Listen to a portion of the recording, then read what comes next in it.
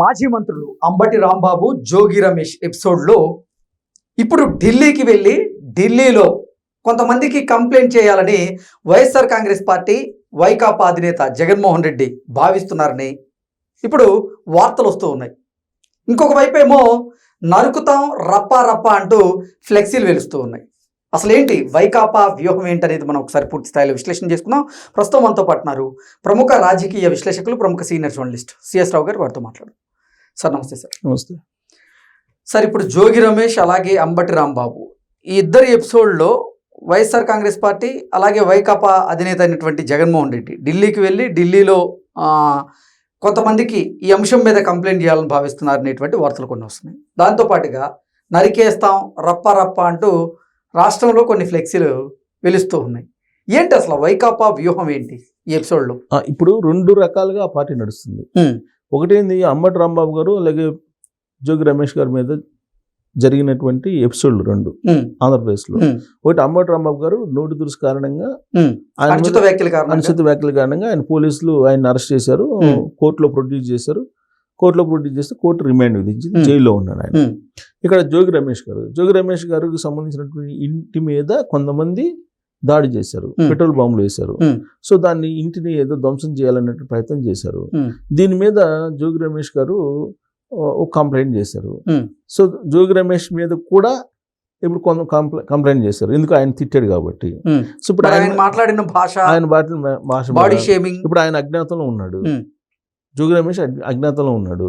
ఆయన తిరుపతిలో కల్తీ లిక్కర్ సంబంధించిన దాంట్లో అటెండ్ కావడానికి వెళ్ళినప్పుడు ఈ ఇంటి మీద దాడి జరిగింది. ఆ సమయంలో ఆయన భార్య కానీ ఆయన కుమారుడు కానీ ఎవరు లేరు ఆ ఇంట్లో. సో ఆయన తిరుపతి నుంచి వచ్చారు. వచ్చిన తర్వాత కల్తీ లిక్కర్కి సంబంధించి ఆయన అద్దేపల్లి జనార్దన్ రావు వీళ్ళిద్దరు మాట్లాడుకొని అర్ధరాత్రి పూట ఇద్దరు జంప్ అయిపోయారు. అజ్ఞాతంలో ఉన్నాడు ఆయన. ఇది యాజ్ ఆఫ్ నో ఆడుండేటువంటి పరిస్థితి. అయితే సజ్జల రామకృష్ణారెడ్డి గారు కానీ, లేదంటే పిల్లి సుభాష్ చంద్రబోస్ అండ్ రాజ్యసభ సభ్యుడు వీళ్ళు కానీ, లేదంటే ఉషశ్రీ కానీ వీళ్ళు మాట్లాడుతున్నారు. ఏం మాట్లాడుతున్నారు అని అంటే, జాతీయ మానవ హక్కుల కమిషన్కి కంప్లైంట్ చేయాలి ఢిల్లీకి వెళ్ళి, ఏది వీళ్ళిద్దరి మీద జరిగినటువంటి దాడులకు సంబంధించి అని చెప్పేసి వీళ్ళు ఢిల్లీ వెళ్ళి కంప్లైంట్ చేయాలనుకుంటున్నారు. అయితే ఈ లోపుగా పిల్లి సుభాష్ చంద్రబోస్ గారు ఏమంటున్నారు, అంబటి రాంబాబు గారు మాట్లాడింది తప్పు అని క్లియర్గా అంటున్నాను నేను. ఆయన తప్పు మాట్లాడాడు, అది ఆ విధంగా మాట్లాడకుండా ఉండాలి, పొలిటీషియన్స్ అలా మాట్లాడకూడదు అంటూనే అంబటి రాంబాబు గారి మీద కేసులు పెట్టడం, అంబటి రాంబాబు గారి మీద దాడులు చేయటం అనేది తెలుగుదేశం పార్టీకి చెల్లదు, ఇది హక్కులకు సంబంధించినటువంటి అంశం అని చెప్పి ఆయన అంటున్నాడు. అనడం తప్పే, వీళ్ళు దాడులు చేయడం తప్పే అనేది చెప్తూ ఉన్నారు. ఎవరు? పిల్లి సుభాష్ చంద్రబోస్. ఇక ఉషశ్రీ గారు వీళ్ళంతా మాజీ మంత్రులు కదా. ఉషశ్రీ మాజీ మంత్రి. ఆవిడ తన ఫోటోతోటి వాళ్ళ అభిమానులు ఆవిడ ఫోటో పెట్టి పక్కనే రప్ప రప్ప అనే క్యాప్షన్ తోటి ఫ్లెక్సీలు పెట్టారు. ఇది జరిగిన రోజే. ఒకవైపు ఏమో రప్ప రప్ప అంటూ వీళ్ళు ప్రదర్శనలు చేస్తారు, గొడ్డళ్ళు కొడవళ్ళు పట్టుకొని. ఇంకొక వైపు కర్రలతోటి రప్పరప్ప అంటూ ఫ్లెక్సీలు పెడతారు. ఇంకొక వైపు సజ్జల రామకృష్ణారెడ్డి గారు ఏమంటున్నారు, మేము అధికారంలోకి వస్తాం, ఎవరిని వదలం, మేమంతా రాసి పెట్టుకుంటున్నాం అని చెప్పి ఆయన మళ్ళీ స్టేట్మెంట్ ఇస్తారు. జగన్మోహన్ రెడ్డి గారు కూడా అదే చేస్తున్నారు.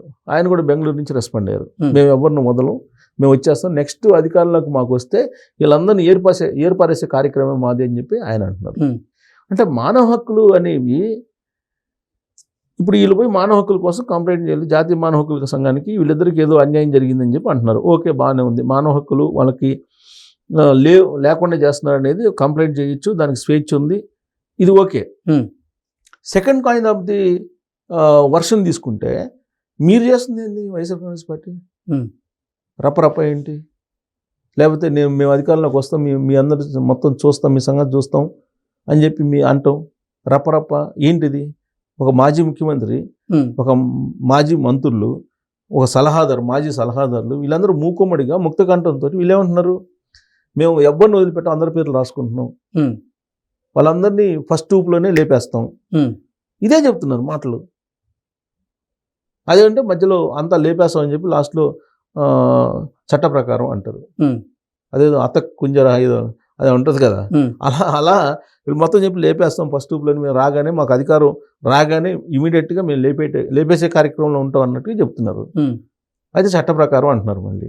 సో పోలీసులను బెదిరిస్తున్నారు. ఎవరెవరైతే కేసులు పెట్టారో వాళ్ళని కూడా మేము గుర్తుపెట్టుకున్నాము, వాళ్ళ సంగతి కూడా చూస్తాం, ఎక్కడున్నా మేము వదలం, రిటైర్ అయినా వదలం, లేదంటే వేరే దేశంలో ఉన్న వదలం, సప్త సముద్రాల అవతల ఉన్న వదలం మేము చేసుకొస్తామని చెప్పి చెబుతున్నారు.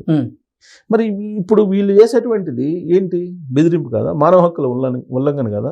ఒక పోలీస్ ఆఫీసర్ ఉన్నాడు లేదా పోలీసులు ఉన్నారు, వాళ్ళు చట్ట ప్రకారం వాళ్ళు ఏం చేయాలో అది చేస్తున్నారు, అంతే కదా. మరి వాళ్ళని బెదిరించడం కదా వీళ్ళు మాట్లాడటం. మరి ఇది జాతీయ మానవ హక్కుల ఉల్లంఘనకి వెళ్ళదా?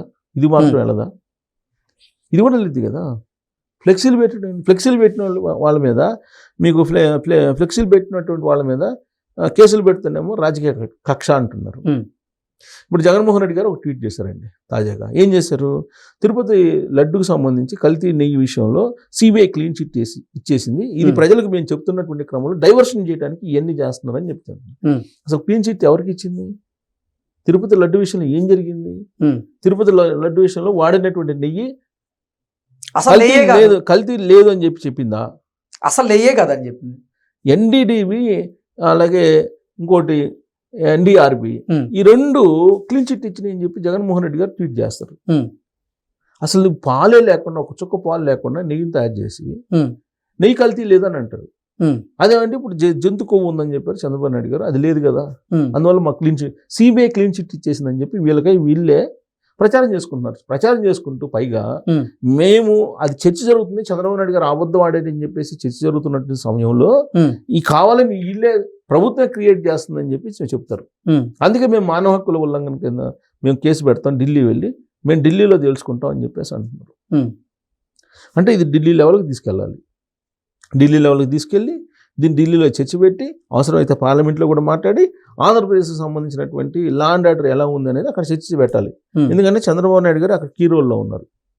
ఇది ఎన్డీఏలో కీలకంగా ఉన్నారు కాబట్టి చంద్రబాబు నాయుడు గారికి పరిపాలన చేత కాదు అని చెప్పి అంటారు. పరిపాలన చేత కాకపోతే దిగిపో అంటున్నారు. ఎవరు అంటున్నారు? జోగి రమేష్ గారు అంటున్నారు, నీకు పరిపాలన చేత కాదు, దిగిపో, నీకు అసలు ఏమీ చేత కాదు అని చెప్పేసి ఆయన అంటారు.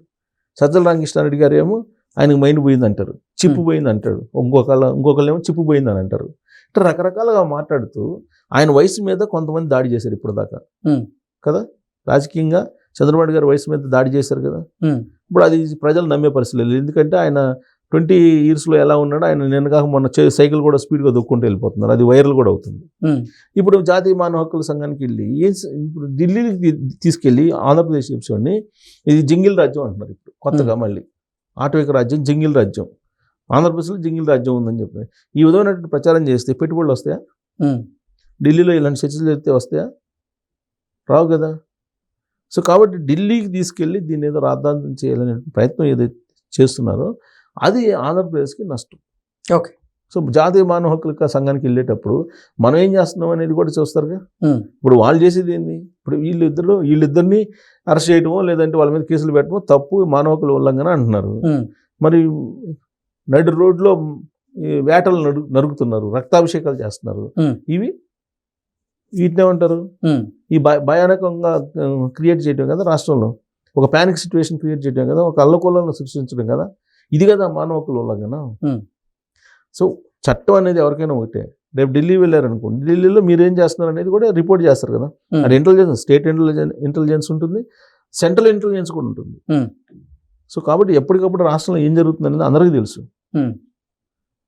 సో ఢిల్లీకి వెళ్ళి జాతీయ స్థాయిలో దీన్ని హైలైట్ చేయాలనే ప్రయత్నం ఏదైతే ఉందో అది వ్యూహాత్మకంగా వాళ్ళు చేస్తున్నారు అంతే. Okay sir, thank you.